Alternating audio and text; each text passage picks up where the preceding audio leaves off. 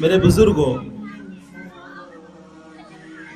اگر ہم ان حالات پر غور کریں جن حالات سے اس وقت امت اسلامیہ گزر رہی ہے، جن حالات کا ہم سب مسلمان بحیثیت مجموعی شکار ہیں، تو ہم میں سے ہر شخص اس بات کا فیصلہ کرے گا کہ یہ حالات انتہائی نازک ہیں، یہ حالات انتہائی سخت ہیں، اور ان حالات میں مسلمانوں کے لیے ضروری ہے کہ وہ خاص طور سے اپنے مذہب اور اپنے دین سے جڑنے کی کوشش اور فکر کرتے رہیں، اس لیے کہ وہ لوگ جو مسلمانوں کے دشمن ہیں، وہ لوگ جو مسلمانوں کے مخالف ہیں، ان لوگوں کو ہماری اور آپ کی دنیاوی نعمتوں سے پریشانی نہیں ہے۔ اس بات کو آپ ہمیشہ کے لیے ذہن میں رکھیے گا کہ اگر غیروں کو ہماری کسی چیز سے پریشانی ہے، غیروں کی ہماری کسی چیز پر نظر ہے، تو وہ چیز صرف ایمان کی نعمت ہے، وہ چیز صرف یہ ہے کہ ہم سب کے سب مل کر اللہ رب العزت کو اپنا معبود مانتے ہیں، اللہ کے رسول صلی اللہ تعالی علیہ وسلم کو اللہ کا مقدس اور آخری پیغمبر مانتے ہیں۔ غیروں کو اگر پریشانی ہے تو صرف اسی بات سے ہے۔ ایسے حالات میں سب سے بڑی ذمہ داری ہر صاحب ایمان کی، ہر مسلمان کی یہ ہے کہ وہ اپنے ایمان کی حفاظت کی فکر کرے، ایسے حالات میں وہ اپنے ایمان کو بچانے کی فکر کرے۔ تو میرے بزرگوں، یہ جو مدارس ہیں، یہ جو مکاتب ہیں، در حقیقت یہ ذریعہ ہیں ایمان کی بقا کا، یہ مدارس ذریعہ ہیں ایمان کے تحفظ کا، یہ مدارس ذریعہ ہیں ہمارے اور آپ کے ایمان کی حفاظت کا۔ اگر اس ملک کے اندر، اس دنیا کے اندر ہم یہ چاہتے ہیں کہ ہمارا ایمان بھی محفوظ رہے، ہمارا دین اور مذہب بھی محفوظ رہے، تو یہ ہماری ذمہ داری ہے کہ ان مدارس کا تحفظ اور کی فکر کرنے کی کوشش کریں، اس لیے کہ یہ مدارس وہ علوم پڑھاتے ہیں کہ جن علوم کی حفاظت کرنے پر دین اسلام کی بقا، اور جن کے علوم کی حفاظت کرنے پر دین اسلام کا تحفظ موقوف ہے۔ تو ہم سب کے لیے ضروری ہے کہ ہم ان مدارس کو خاص طور سے اس ماحول کے اندر مضبوط کرنے کی کوشش کریں اور فکر کریں اپنے بچوں کو دینی تعلیم دلانے کی، دین سے جوڑنے کی اور دین اسلام پر ان کو مضبوط کرنے کی۔ شروع میں نے آپ حضرات کے سامنے ایک آیت پڑھی۔ اللہ رب العزت نے اپنے ایک مقدس پیغمبر حضرت یعقوب علیہ السلام کا قصہ بیان کیا ہے۔ حضرت یعقوب علیہ السلام پر جب وفات کا وقت آیا ہے، رب ذوالجلال بیان فرماتے ہیں اس وفات کے موقع پر حضرت یعقوب علیہ السلام نے اپنے بچوں کو، اپنے گھر والوں کو، اپنے پوتوں کو اور تمام کے تمام اہل خانہ کو جمع کیا ہے۔ رب ذوالجلال یہ فرماتے ہیں کہ حضرت یعقوب علیہ السلام نے ان تمام کے تمام لوگوں کو اپنی وفات کے وقت جمع کرنے کے بعد ایک سوال کیا ہے۔ وہ سوال کیا تھا؟ رب ذوالجلال نے فرمایا ما تعبدون من بعدی۔ حضرت یعقوب علیہ السلام اپنی اولاد سے، اپنے گھر والوں سے سوال کرتے ہیں ما تعبدون من بعدی، میرے بعد تم عبادت کس کی کرو گے؟ کیا اسی اللہ کی عبادت کرو گے کہ جس کی عبادت کی طرف میں نے تمہاری رہنمائی کی ہے، یا اس اللہ کی عبادت کو چھوڑ دو گے؟ میرے بزرگوں، غور کیجئے گا، عبادت کی طرف، اس سوال کی طرف دعوت دینے والا کون ہے؟ حضرت یعقوب علی نبینا و علیہ السلام کی شخصیت ہے، جو اللہ کے ایک مقدس پیغمبر ہیں، اور سوال کس سے کیا جا رہا ہے؟ ان لوگوں سے جو ایک نبی کی اولاد ہے۔ حضرت یعقوب علیہ السلام کے خاندان پر ذرا غور کیجئے گا۔ حضرت یعقوب علیہ السلام خود نبی ہیں, ان کے بیٹے حضرت یوسف علیہ السلام نبی ہیں, ان کے والد حضرت اسحاق علیہ السلام نبی ہیں, ان کے چچا حضرت اسماعیل علیہ السلام نبی ہیں, ان کے دادا حضرت ابراہیم علیہ السلام نبی ہیں. پورا کا پورا گھرانہ انبیاء کا ہے. حضرت یعقوب علیہ السلام اپنی اولاد کو اپنی وفات کے وقت جمع کر کے اگر سوال کرتے ہیں تو صرف یہ سوال کرتے ہیں کہ میرے بعد عبادت تم کس کی کرو گے؟ کیا رب ذوالجلال کی عبادت کرو گے یا اس رب ذوالجلال کی عبادت کو چھوڑ دو گے؟ انبیاء کا گھرانہ ہے, نبیوں کی اولاد ہے. اس نے جواب دیا نعبد الہک و الہ آبائک ابراہیم و اسماعیل و اسحاق الہا واحدا, کہ اگر ہمیں رہتے دم تک عبادت کرنی ہے تو اسی معبود کی کرنی ہے جو اللہ آپ کا بھی معبود ہے, آپ کے آباء و اجداد حضرت ابراہیم, حضرت اسحاق علیہ السلام اور حضرت اسماعیل علیہ السلام کا معبود ہے. ان تمام کی تمام اولاد نے حضرت یعقوب علیہ السلام کے تمام گھر والوں نے جواب دیا کہ ہم عبادت اگر کریں گے تو اسی اللہ رب العزت کی عبادت کریں گے کہ جس کی طرف آپ نے ہمیں عبادت کی رہنمائی کی ہے. میرے بزرگوں, بتانے کا مقصد یہ ہے کہ اللہ رب العزت اس قصے کے ذریعے ہمیں پیغام کیا دینا چاہتے ہیں. اللہ رب العزت اس واقعے سے کس بات کی طرف ہماری رہنمائی کرنا چاہتے ہیں؟ بیان یہ کرنا چاہتے ہیں کہ اگر ہمیں فکر کرنی ہے, سب سے زیادہ فکر کرنی ہے تو اپنے ایمان کی حفاظت کی فکر کرنی ہے. اگر ہمیں فکر کرنی ہے سب سے زیادہ تو اپنی نسلوں کے ایمان کی حفاظت کی فکر کرنی ہے. اس کی فکر کیے بغیر ہم اس دنیا سے اگر چلے گئے تو یاد رکھیے گا ہم اپنی نسلوں کے سلسلے میں بہت بڑی کوتاہی کے مرتکب ہوں گے اور اپنی نسلوں کے ساتھ ہم انصاف کرنے والے نہیں ہو سکتے. تو حضرت یعقوب علیہ السلام کے اس واقعے کے اندر اللہ رب العزت نے یہ پیغام دیا کہ اگر دنیا کے اندر ہمیں کسی چیز کی سب سے زیادہ فکر کرنی ہے تو وہ ایمان کی کرنی ہے, ایمان کی حفاظت کی فکر کرنی ہے. کیوں؟ سوال یہ پیدا ہوتا ہے کہ ایمان کی حفاظت کیوں ضروری ہے. سوال یہ پیدا ہوتا ہے کہ ایمان اتنی عظیم نعمت کیوں ہے کہ دنیا کی عظیم سے عظیم نعمت ایک مسلمان چھوڑنے کے لیے تیار ہو سکتا ہے لیکن ایمان کی نعمت کو چھوڑنے کے لیے تیار نہیں ہو سکتا. اس سوال کا جواب بھی رب ذوالجلال نے سورۃ الکہف کی آیت کے اندر دیا ہے. رب ذوالجلال ارشاد فرماتے ہیں قُلْ هَلْ نُنَبِّئُكُمْ بِالْأَخْسَرِينَ أَعْمَالًا, اے نبی آپ کہہ دیجئے ان لوگوں سے کیا ہم تمہیں بتائیں ان لوگوں کے بارے میں جو اعمال کے اعتبار سے خسارے میں ہیں؟ کیا ہم تمہیں بتائیں ان لوگوں کے بارے میں جو اعمال کے اعتبار سے نقصان میں ہیں؟ پھر رب ذوالجلال خود فرماتے ہیں یہ لوگ وہ ہیں الذین ضل سعیہم فی الحیاۃ الدنیا وہم یحسبون انہم یحسنون صنعا. یہ لوگ وہ ہیں کہ دنیا کی زندگی کے اندر ان کے نیک اعمال, دنیا کی زندگی کے اندر ان کے نیک کام ناکام ہیں, ان کی کوئی حیثیت نہیں ہے اور دنیا کے اندر رہ کر وہ یہ سمجھتے ہیں کہ وہ اچھا کام کر رہے ہیں, اچھے طریقے پر زندگی کو گزار رہے ہیں. آگے رب ذوالجلال نے فرمایا اولئک الذین کفروا بآیات ربہم ولقائہ فحبطت اعمالہم فلا نقیم لہم یوم القیامۃ وزنا. یہ لوگ وہ ہیں جنہوں نے رب ذوالجلال کا انکار کیا ہے, یہ لوگ وہ ہیں جنہوں نے قیامت کے دن کا انکار کیا ہے.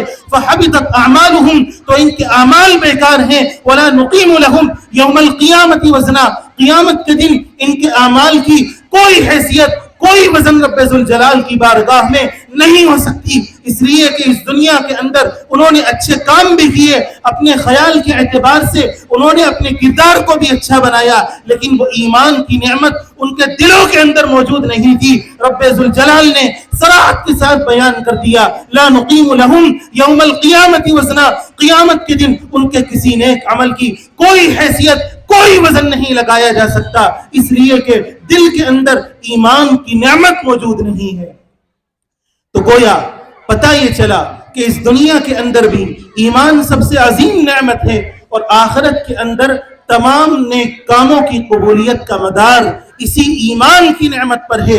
انسان دنیا کے اندر رہ کر اچھا کام بھی کرتا ہے, اس کے اخلاق بھی اچھے ہیں, اس کا کردار بھی اچھا ہے، لوگوں سے معاملہ بھی اچھا ہے، لیکن ایمان کی نعمت اس کے دل کے اندر موجود نہیں۔ رب ذوالجلال نے فرما دیا لا نقیم لہم یوم القیامت وزنا، قیامت کے دن ان تمام نیک کاموں کی کوئی حیثیت، کوئی وزن نہیں ہو سکتا، اس لیے کہ ہر کام کو قبول کرنے کا معیار اگر ہے اللہ کی بارگاہ میں تو وہ صرف اور صرف ایمان کی نعمت ہے۔ اللہ تعالیٰ نے ہمیں بتایا کہ ایمان کتنی عظیم نعمت ہے کہ اس کے بغیر، اس نعمت کے بغیر کوئی عمل اللہ کی بارگاہ میں قبول نہیں ہو سکتا۔ جب یہ نعمت اس قدر عظیم ہے، جب یہ نعمت اتنی عظمت والی ہے، تو اس کی حفاظت کی کس قدر ہمیں فکر کرنے کی ضرورت ہے، سب لوگ اس کا اندازہ کر سکتے ہیں۔ ہمارے اسلاف نے، حضرات صحابہ کرام سے لے کر آج تک آپ تاریخ کو پڑھیے، تمام کے تمام لوگ، وہ لوگ کہ جن کا نام ہم اپنی زبانوں سے لیتے ہوئے فخر محسوس کرتے ہیں، وہ لوگ کہ جن کے ناموں کو ہماری مجلسوں میں مقدس سمجھا جاتا ہے، ان تمام کے تمام لوگوں نے اس ایمان کی نعمت کی حفاظت کے لیے اپنی جانوں کی بھی قربانی دی ہے، اور اپنے مال کی اور دنیا کی تمام نعمتوں کی قربانی دے کر اپنے ایمان کو محفوظ رکھنے کی فکر کی ہے۔ میرے بزرگوں، یاد کیجئے گا حضرت بلال حبشی رضی اللہ تعالی عنہ کے اسلام لانے کا واقعہ ہم میں سے اکثر لوگوں نے علماء کی زبانی سنا ہوگا، کتابوں کے اندر پڑھا ہوگا۔ حضرت بلال حبشی رضی اللہ تعالی عنہ کو نبی پاک صلی اللہ تعالی علیہ وسلم کی دعوت پہنچتی ہے، ان کے دل کے اندر ایمان گھر کر لیتا ہے، وہ مسلمان ہوتے ہیں۔ وہ حضرت بلال حبشی غلام تھے، ان کا آقا تھا امیہ، وہ اس کے غلام تھے۔ امیہ کو خبر ملتی ہے بلال مسلمان ہوا ہے، وہ امیہ اپنے غلام حضرت بلال پر ظلم کے پہاڑ توڑتا ہے، اور ظلم بھی کیسا ظلم، مکہ مکرمہ کی تپتی ہوئی گلیوں کے اندر حضرت بلال کو لٹاتا ہے، ان کے سینے کے اوپر بھاری پتھر رکھتا ہے، اور ان سے کہتا ہے کہ تم اس دین کو چھوڑ دو جس دین کو تم نے محمد صلی اللہ علیہ وسلم کی وجہ سے مانا ہے۔ اس تکلیف کی شدت میں حضرت بلال کی زبان سے یہی الفاظ نکلتے ہیں، احد احد، اللہ ایک ہے، اللہ رب العزت کے علاوہ کسی کو ہم معبود نہیں مان سکتے۔ جب رب ذوالجلال کو ہم نے معبود مان لیا، اب اس کے علاوہ کسی کی بارگاہ میں ہم سر نہیں جھکا سکتے۔ کوئی بھی پریشانی آ جائے، کوئی افتاد ٹوٹ پڑے، ہم اس ایمان کی نعمت کو نہیں چھوڑ سکتے۔ حضرت بلال حبشی رضی اللہ تعالی عنہ نے ہم سب کو یہ پیغام دیا کہ سید ولد آدم شفیع الامم، سید ولد آدم شفیع الامم، نازش بزم عالم جمیل الشیم، تیرے رستے کو ہرگز نہ چھوڑیں گے ہم، چاہے ہم کو ستائے یہ دنیا بہت۔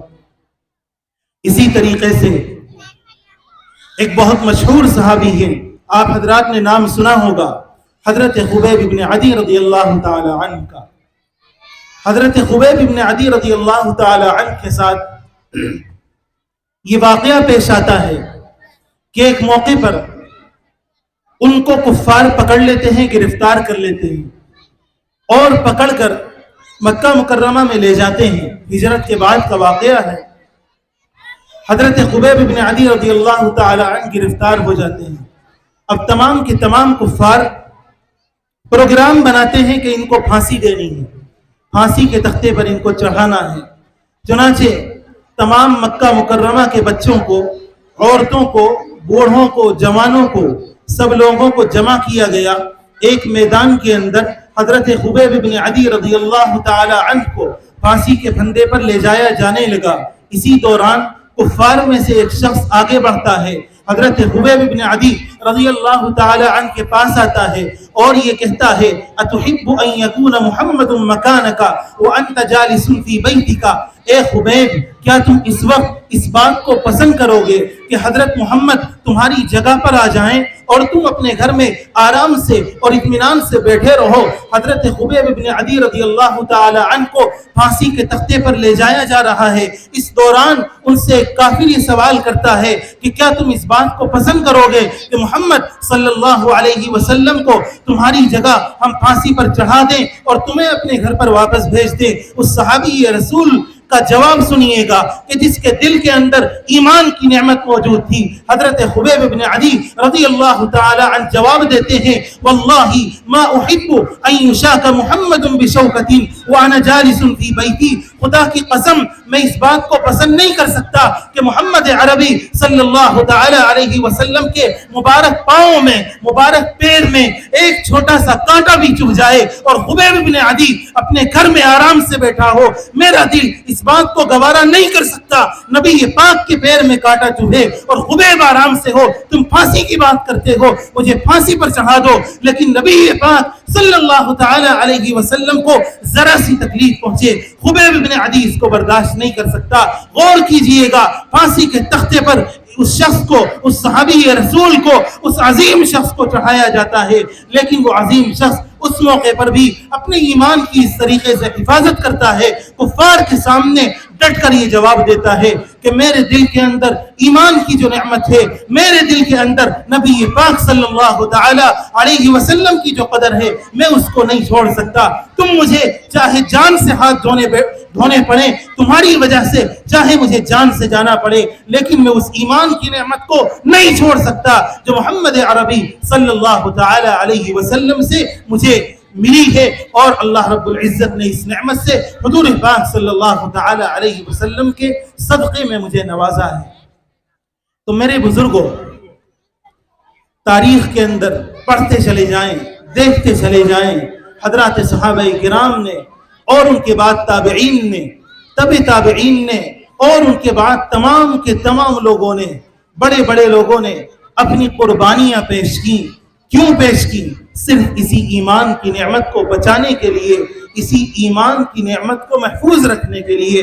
تو آج کس قدر ضرورت ہوگی کہ ہم ہر طرح کی نعمت کو ایمان کی نعمت پر قربان کرنے کی فکر کریں. ہم اس بات کا عزم کریں کہ کوئی بھی پریشانی ہو, کوئی بھی مصیبت ہو, ہم ایمان کی نعمت پر سمجھوتا کرنے کے لیے کسی قیمت پر تیار نہیں ہوں گے انشاءاللہ.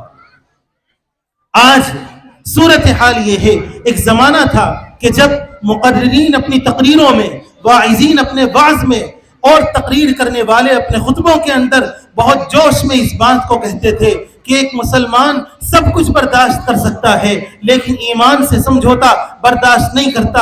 آج وہ زمانہ ہماری آنکھوں نے دیکھا ہے. ایک معمولی سے لالچ کی بنیاد پر, چھوٹے سے عہدے کی بنیاد پر, دنیا کے ذرا سے مال کے بدلے کی بنیاد پر ایک ایمان والا اپنے ایمان کا سمجھوتا کرتا ہے, اپنے ایمان کو فروخت کرتا ہے. یہ زمانہ ہم نے اپنی آنکھوں سے آج دیکھ لیا.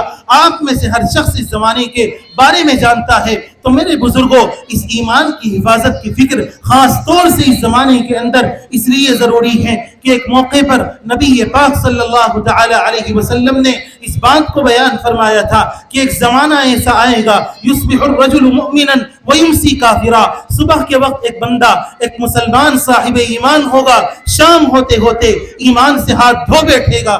شام کے وقت کافر مسلمان ہوگا, صبح آئے گی ایمان کی نعمت کا سمجھوتا ہو چکا ہوگا. آج وہ زمانہ ہم اپنی آنکھوں سے دیکھ رہے ہیں. اس زمانے کے اندر سب سے زیادہ ضرورت اس بات کی ہے ہم ایمان کی نعمت کی فکر کریں اور دنیا کی بڑی سے بڑی دولت, دنیا کا بڑے سے بڑا لالچ ہمیں ایمان کی نعمت کے فروغ کرنے پر آمادہ نہ کر سکے. ہم وہ کردار پیش کریں جو ہمارے بڑوں نے, ہمارے اسلاف نے, ہمارے پیشرو لوگوں نے قائم کیا. اس کی ایک مثال کے طور پر آپ کو ایک واقعہ سنانا ہے. تاریخ اسلام کے عظیم ترین خلیفہ ہیں حضرت عمر بن عبدالعزیز رحمۃ اللہ تعالی علیہ. آپ میں سے ہر شخص نے, اکثر لوگوں نے ان کے نام سنا ہوگا. حضرت عمر بن عبدالعزیز رحمۃ اللہ تعالی علیہ بڑے مشہور تابعی ہیں اور تاریخ اسلام کے عظیم ترین خلیفہ ہیں. حضرت عمر بن عبدالعزیز کی وفات کا وقت آیا ہے. انہوں نے, ان کے پاس وہ وقت کے خلیفہ ہیں, پوری اسلامی حکومت ان کے قبضے میں ہے اور ان کی وفات کا وقت آتا ہے تو ایک شخص ان کے پاس آتا ہے اور یہ کہتا ہے کہ عمر, آپ نے اپنی خلافت کے زمانے میں اسلام کا نظام تو بہت مضبوط کر دیا لیکن آپ نے اپنی اولاد کے لیے کوئی چیز نہیں چھوڑی, آپ نے اپنی اولاد کی دنیا کے لیے کسی چیز کی فکر نہیں کی. حضرت عمر بن عبدالعزیز کا جواب سنیے گا. انہوں نے یہ کہا کہ دو ہی صورتیں ہیں, یا تو میری اولاد اچھے راستے پر ہوگی یا تو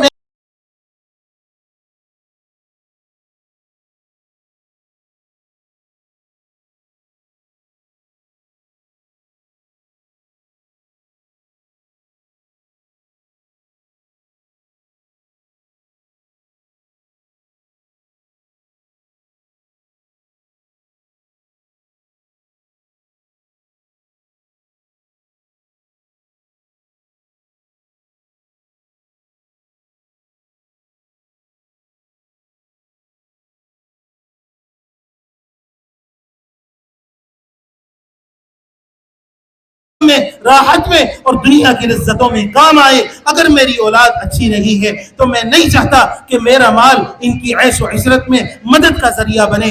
حضرت عمر بن عبدالعزیز نے یہ پیغام ہم سب کو دیا کہ اپنی اولاد کی اگر فکر کرنی ہے تو اولاد کی آخرت کی فکر کرنی ہے، ان کی دنیا سے زیادہ ان کو کی آخرت کو بنانے کی فکر کرنی ہے۔ انہی حضرت عمر بن عبدالعزیز کی وفات کا وقت جب آیا ہے، حضرات مورخین نے اپنی کتابوں کے اندر اس بات کو لکھا ہے، حضرات علماء کرام موجود ہیں، البدایہ والنہایہ میں علامہ ابن کثیر نے اس واقعے کو لکھا ہے۔ وفات کا وقت آیا ہے، حضرت عمر بن عبدالعزیز نے کل جو میراث چھوڑی ہے وہ 17 یا 18 درہم چھوڑے ہیں، اور حضرت عمر بن عبدالعزیز کے 11 بیٹے ہیں۔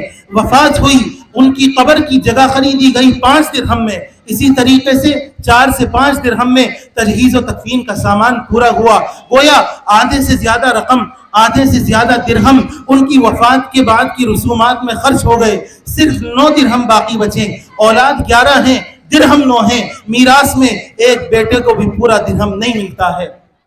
آگے چل کر ایک زمانہ آتا ہے خلیفہ ہشام ابن عبد الملک کا، اس خلیفہ کے بھی 11 بیٹے تھے، اس خلیفہ کی وفات ہوتی ہے۔ مورخین لکھتے ہیں ایک ایک بیٹے کو 10-10 لاکھ دینار وراثت کے اندر ملتے ہیں، اور اس کے علاوہ دنیاوی مال اور جائیداد الگ ہے۔ حضرت عمر ابن عبدالعزیز رحمت اللہ تعالی علیہ کی وفات کے وقت ایک بیٹے کو بھی 1 درہم نہیں ملا، اور ہشام ابن عبد الملک کی وفات ہوئی تو ایک ایک بیٹے کو 10-10 لاکھ دینار ملے۔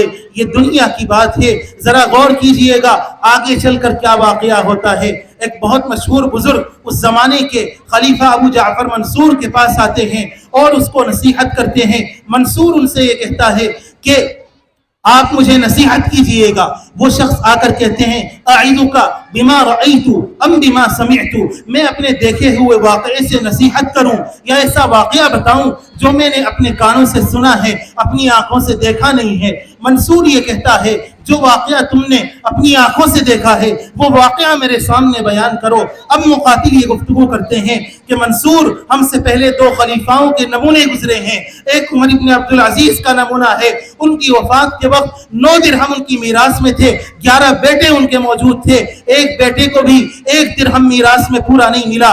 دوسری طرف ہشام ابن عبد الملک کا نمونہ ہے، اس کے بھی 11 بیٹے تھے، ایک ایک بیٹے کو 10-10 لاکھ دینار وراثت میں ملتے ہیں۔ لیکن جب ہم انجام پر غور کرتے ہیں، مقاتل یہ کہتے ہیں میں نے اپنی آنکھوں سے دیکھا ہے عمر ابن عبدالعزیز کا بیٹا، وہ بیٹا کہ جس کو اپنے والد کی میراث میں 1 درہم بھی پورا نہیں ملا، میں نے اپنی آنکھوں سے دیکھا ہے اللہ رب العزت کی راہ میں ساز و سامان کے ساتھ 100 گھوڑے صدقہ کر رہا ہے۔ اور دوسری طرف ہشام ابن عبد الملک کا بیٹا، وہ بیٹا جس کو اپنے والد کی میراث میں 10 لاکھ دینار ملے تھے، کانا یتصول فی الاسواق، میں نے اپنی آنکھوں سے دیکھا بازاروں کے اندر لوگوں کے سامنے ہاتھ پھیلا کر بھیک مانگ رہا تھا۔ یہ ہمارے سامنے نمونہ ہے۔ ایک خلیفہ نے اپنی اولاد کی دنیا کی فکر کی، لیکن دنیا کے اندر اللہ رب العزت نے دکھا دیا کہ اس کے بیٹے کو کشکول لے کر نکلنا پڑا، لوگوں کے سامنے اپنی حاجت کا سوال کرنا پڑا، اور ایک خلیفہ نے اپنی اولاد کی دنیا کے بجائے اس کی آخرت کو سنوارنے کی فکر کری۔ اللہ رب العزت نے اس طریقے سے اس کی اولاد کو نوازا کہ ایک وقت آیا کہ اللہ رب العزت کی راہ میں اس کا ایک ایک بیٹا 100 گھوڑے صدقہ کر رہا ہے اپنے تمام ساز و سامان کے ساتھ۔ یہ تمام واقعے میرے بزرگوں ہمارے دلوں کو جھجوڑتے ہیں، ہمارے دلوں کو آمادہ کرتے ہیں اس بات پر کہ ہم دنیا کے اندر اس بات پر غور کریں کہ اگر ہمیں فکر کرنی ہے، اگر ہمیں غور کرنا ہے، سب سے زیادہ کسی چیز پر توجہ دینی ہے تو وہ اپنی اولاد کے ایمان کی فکر کرنی ہے، اپنی اولاد کو مسلمان اور سچا پکا انسان مسلمان بنانے کی فکر کرنی ہے، صاحب ایمان بنانے کی فکر کرنی ہے۔ اس لیے کہ دنیا کے بارے میں خود رب ذوالجلال نے فرما دیا وَهُوَ يَتَوَلَّى الصَّالِحِينَ، اللہ رب العزت نیک لوگوں کا، نیکوکاروں کا ذمہ دار ہے۔ اگر آپ نے اپنی اولاد کو اچھا اور نیک بنانے کی فکر کی، اللہ رب العزت آپ کی اولاد کی دنیا کو خود بنانے کے ذمہ دار ہیں۔ اخیر میں ایک بات اور عرض کرنی ہے، ایمان کی نعمت پر گفتگو چل رہی ہے۔ اللہ تعالیٰ نے اس دنیا کے اندر اپنے بندوں کو آزمانے کے لیے، اپنے بندوں کا امتحان لینے کے لیے آزمائش کے لیے بہت سے فتنے لگا دیے۔ ظاہر ہے اگر یہ نعمت ہمیں نصیب ہو جائے اور ہماری کوئی آزمائش نہ ہو، کوئی فتنہ ہمارے سامنے نہ ہو، تو پھر وہ امتحان کیسا، وہ آزمائش کیسی؟ تو اللہ تعالیٰ نے ایمان کی نعمت ہمیں دی، ساتھ ہی ساتھ آزمائش ہمارے ساتھ لگا دی۔ اس میں سب سے بڑی آزمائش اور سب سے بڑا فتنہ شیطان اور ابلیس کا فتنہ ہے۔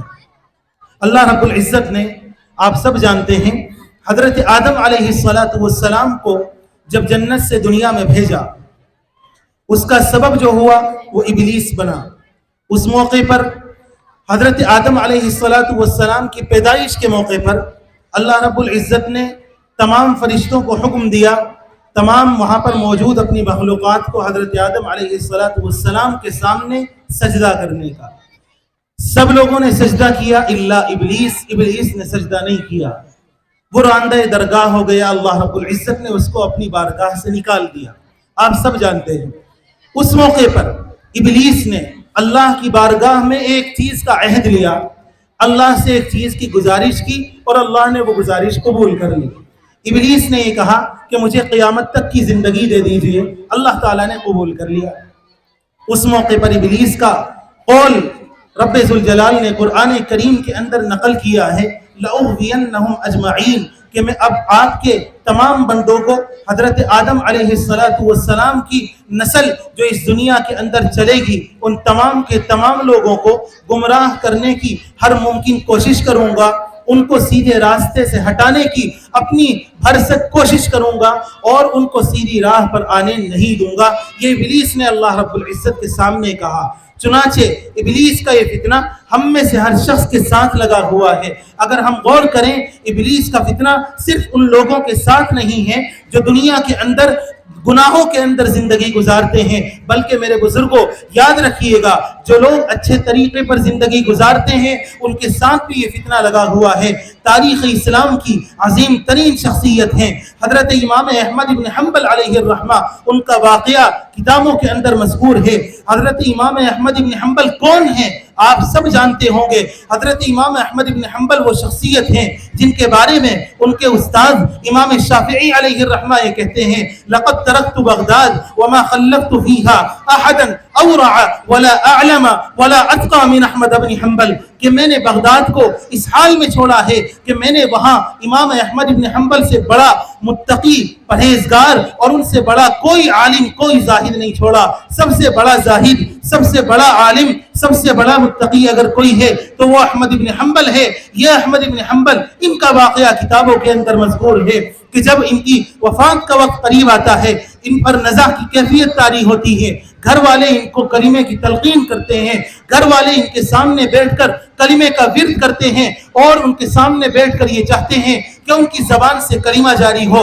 امام احمد بن حنبل کی زبان سے اس موقع پر جو الفاظ نکلتے ہیں وہ نکلتے ہیں لا، نہیں، نہیں۔ گھر والے حیران ہوتے ہیں، کیا ماجرا ہے، ہم تو کلمے کی تلقین کر رہے ہیں اور جواب میں ان کی زبان سے نہیں نہیں نکلتا ہے۔ تھوڑی دیر کے بعد امام احمد بن حنبل کو ہوش آتا ہے اور وہ گھر والوں کو مخاطب بنا کر کہتے ہیں کہ ممکن ہے تم لوگوں کو یہ شک ہوا ہو کہ تم لوگ جو مجھے کلمے کی تلقین کر رہے تھے اس کے جواب میں لا نہیں نہیں کہہ رہا تھا۔ ایسا ہرگز نہیں ہے۔ حقیقت یہ ہے کہ چونکہ میری وفات کا وقت قریب ہے، شیطان میرے سامنے آیا ہے اور مجھ سے یہ کہتا ہے کہ احمد بن حنبل تم میرے حملے سے بچ گئے ہو، احمد بن حنبل تم نے اپنی زندگی کو میرے حملے سے، میری آزمائش سے بچایا ہے۔ اس کے جواب میں کہتا ہوں لا، نہیں بچایا، ابھی میری آخری سانسیں باقی ہیں، زندگی کی آخری سانس تک ایمان کو محفوظ رکھنا یہ احمد بن حنبل کی ذمہ داری ہے۔ تو آپ غور کیجئے گا، وفات کا وقت آیا ہے احمد بن حنبل کی، اور اس وفات کے موقع پر بھی شیطان ان کو بھٹکانے سے گریز نہیں کرتا، ہر ممکن کوشش کرتا ہے کہ کسی طریقے سے ان کو سیدھی راہ سے بھٹکا دیا جائے، گمراہ کر دیا جائے اور ہٹا دیا جائے۔ تو ہمارا اور آپ کا کیا کہنا، ان لوگوں کا کیا کہنا جن کے صبح سے شام تک، شام سے صبح تک گناہوں کے اندر ڈوبے ہوئے چلتے ہیں۔ تو ہمیں بہت غور کرنے کی ضرورت ہے، بہت فکر کرنے کی ضرورت ہے۔ خاص طور سے ہمیں اپنے ایمان کے تعلق سے، اپنے اعمال کے تعلق سے اور اپنی نسلوں کے ایمان کے تعلق سے، ان کے اعمال کے تعلق سے فکر کرنے کی ضرورت ہے۔ ضرورت ہے.